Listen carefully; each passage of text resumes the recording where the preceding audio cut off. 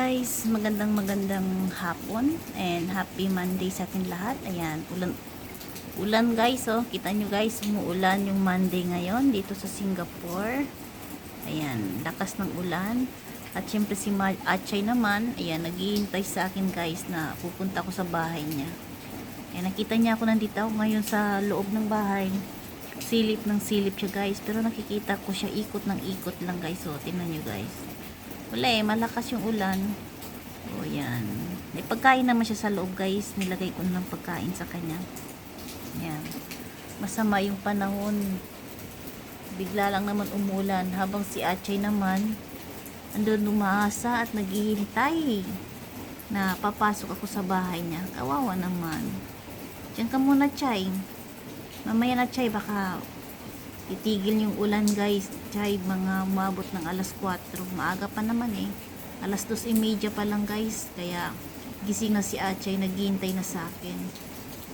Ayan, wala tayong magawa, Chay. Umulan, Chay. Diyan ka muna, Chay. Ayan, kita nyo guys, ang aking mga marami na guys, prutas guys. So, lumalabas yung aking natawag nun, ang aking bayabas.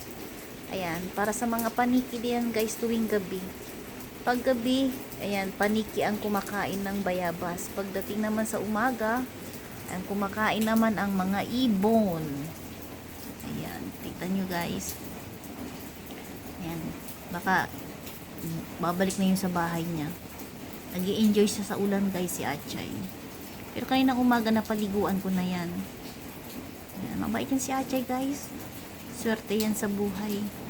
Since nag-ano ko dyan ng inalagaan ko yan, binigay sa akin dito sa kapatid, anak ng matanda, kasi hindi na kasi kasya sa bahay nila yung bahay kasi nila guys maliit, samantala yung bahay ko dito landed kasi. Kita nyo guys, yan. So ganyan talaga ang buhay guys, hindi natin pwede hihindiin kasi buhay yan diba? At saka hindi naman mahirap alagaan yan ano lang, ang tawag nun, yan lang, mga dahon-dahon na yun. Nakikita yung mga dahon-dahon yan. Yeah. Sinusum ko lang yan guys para malapit, parang malapit lang din sa akin. Nakita nyo si Achay guys, parang malapit lang din sa akin, pero nasa malayo yan. Ayan, kita nyo, malayo yan. Wawa naman aking lab-lab. Chay, pasok ka na, Chay, sa bahay mo, Chay, umuulan. Oh, Monday, ayan, umuulan man. Kanina sobrang init, grabe.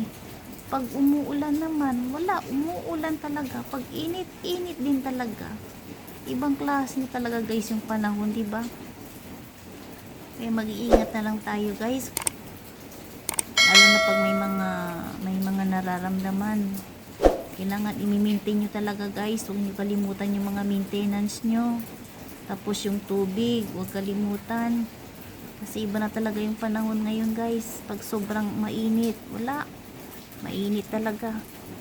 Pag umaraw din, sobrang lakas ng araw din, wala. Kaya pag mahina yung immune system mo, yan, ano ka talaga sa mga running nose, headache, ubo.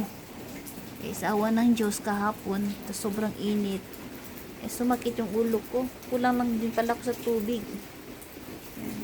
Masarap yung bayabas yan guys. Oh. Ano yan, matamis. Kaso nga, maraming ano naman hindi ko na kinakain. Binibigay ko na lang kay Achay sa mga ibon. Kita nyo guys. Yan. And pala guys, maraming salamat sa mga sumusuporta sa akin dito sa YT.